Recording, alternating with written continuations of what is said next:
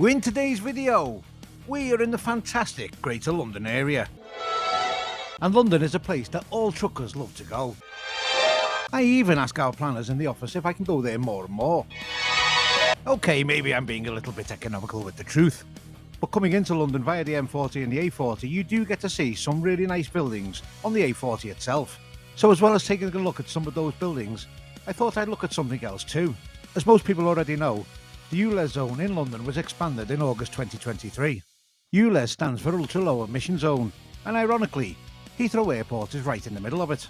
But what if I told you there are vehicles that are 20 and 30 years old with 2-litre engines, going into London all of the time, and not paying a single penny to the ULEZ zone? Would that not make just as much of a mockery as 1,400 planes flying in and out of the zone, and that's just in Heathrow alone? That's not even mentioning London City Airport. And there are others too. So let's get into all of that and more as we discuss it on the Trucker's Eye. The Trucker's Eye. The Trucker's Eye. The Trucker's Eye. The Trucker's Eye.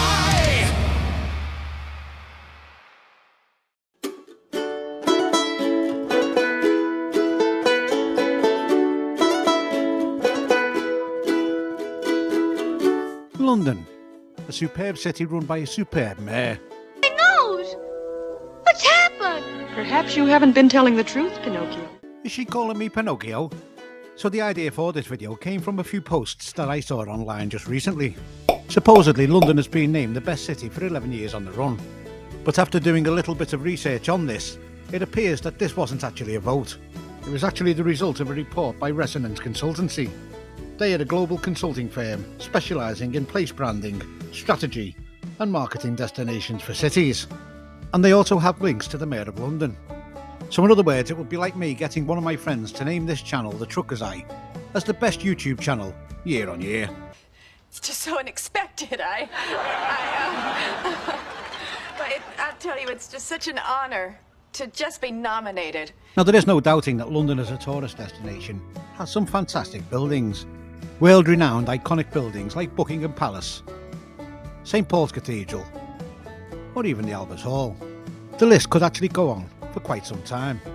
But what about outside the tourist areas? So on a recent journey I was on the A40 between the M40 and Hanger Lane Gyratory.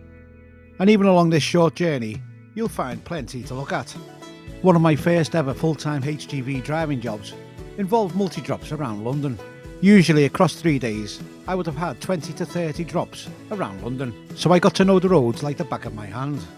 Back in those days, it was quite regular for the first drops to be in Greenford, Southall or Uxbridge, and that meant coming down this way, the A40, past RAF Northolt.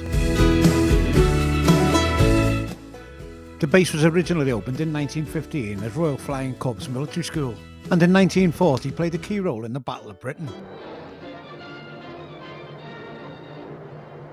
Between 1946 and 1954, RAF Northolt acted as London Airport during the construction of Heathrow, and the base has also appeared in no less than 4 James Bond films, including Octopussy.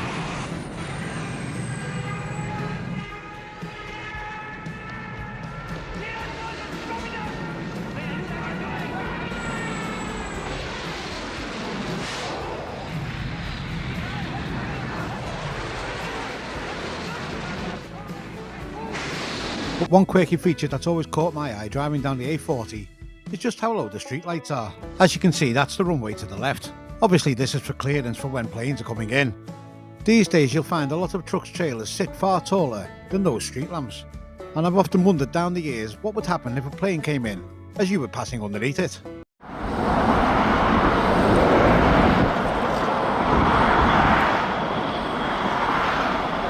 There certainly wouldn't be a lot of room, would there? These days, RAF Northolt is used by both civilian and military aircraft. Many famous stars in the world of music and films will fly into Northolt. The most notable military flight of recent times came in 2022, when Her Majesty the late Queen Elizabeth II was repatriated to London via RAF Northolt. As the late Queen was transported from Northolt to Buckingham Palace, people could be seen stopping on the A40 in the outside lane, something which strictly is not allowed in this day and age. But back in the 40s and 50s, parking at the side of the A40 to view the planes coming in was just a norm. Let's get on and continue our journey eastbound along the A40.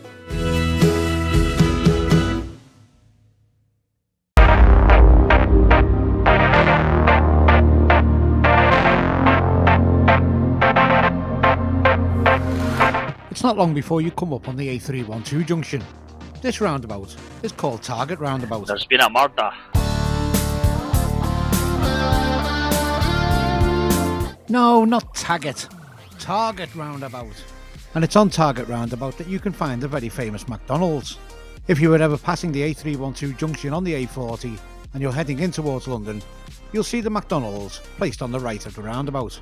This was one of the first McDonald's in the country to repurpose a former public house. The pub had originally closed down in 1993 and it was called the Taggart. There's been a murder. I think that's enough mileage out of Taggart. Whilst you might notice the prominently placed McDonald's as you're driving along, another thing you might notice that comes up on your sat-nav is this. This is something that just catches my eye as it appears on the sat-nav. So just in case any of you do have a Star Wars fetish and need a particular costume, you now know where to go and get it. I wondered if they have my size in that bikini. Swiftly moving on.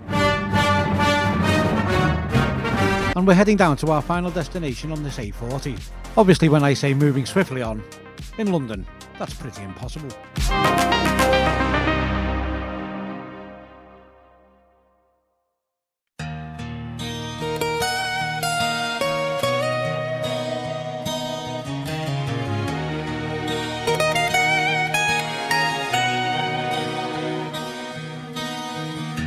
Just hidden behind the trees and about to come into view, on the left hand side you'll see the Hoover building. This is the former headquarters of Electrolux. Obviously that was just another silly, playful, childish joke. The Hoover building is actually a Grade 2 Art Deco listed building and never fails to catch my eye when I drive past it. It was opened in 1933 as Hoover's UK headquarters. It was also their manufacturing plant and repair centre. Earlier on in the video we were talking about how important RAF Northolt was to the Battle of Britain, and similarly the Hoover factory was used in the Second World War to manufacture aircraft parts. Vacuum cleaners were still being produced at the site, but in far lower numbers. Hoover eventually closed the site in 1982 and it remained derelict for the next 7 years. The site was then acquired by UK supermarket chain Tesco, and they demolished some of the smaller outer buildings and opened a supermarket on it in 1992. That store remains at the back of the Hoover building to this day. Tesco used the rooms at the front for offices. These offices were later vacated, and in 2018 the interior of the front of the main building was converted into apartments. And if you were to visit booking.com, you could even stay in one. And as you can see here, just for 1 week it would set you back a massive £2,904. And whilst the rooms do appear very nice, I think I'd rather stay in Hotel Volvo, parked in Heston Services. So as you can see, there are plenty of interesting things to look at, even on the outskirts of Greater London. There are plenty of touristy things to do in London.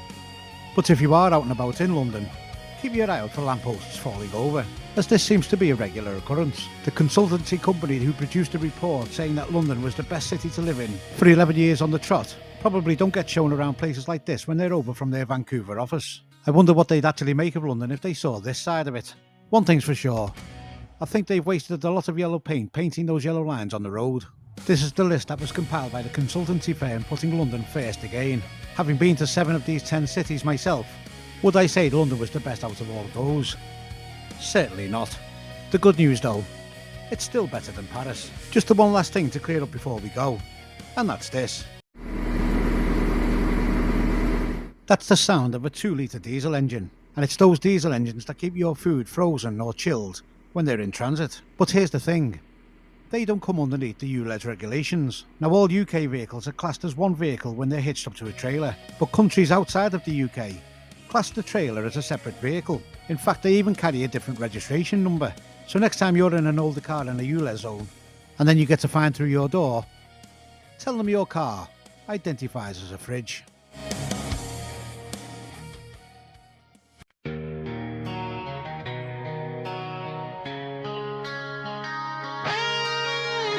It's once again time for us to get back on the road and off to another video somewhere else. Keep a keen eye and you'll see the area that we're going to be in the next video. Once again, a massive shout out to anybody who shares, likes or comments on these videos. Don't forget to hit that subscribe button if you haven't already done so. And a massive thank you to all subscribers, old and new. As ever, the biggest thank you goes to the people who've bought me a coffee by using the QR code on the screen right now. Obviously, there's no obligation to do so. I feel like I was a little bit cheeky in this video, but hey ho, it's London. What are you going to do? I'll see you all next time. One the trucker's eye! There's been a Martha. Driving a truck.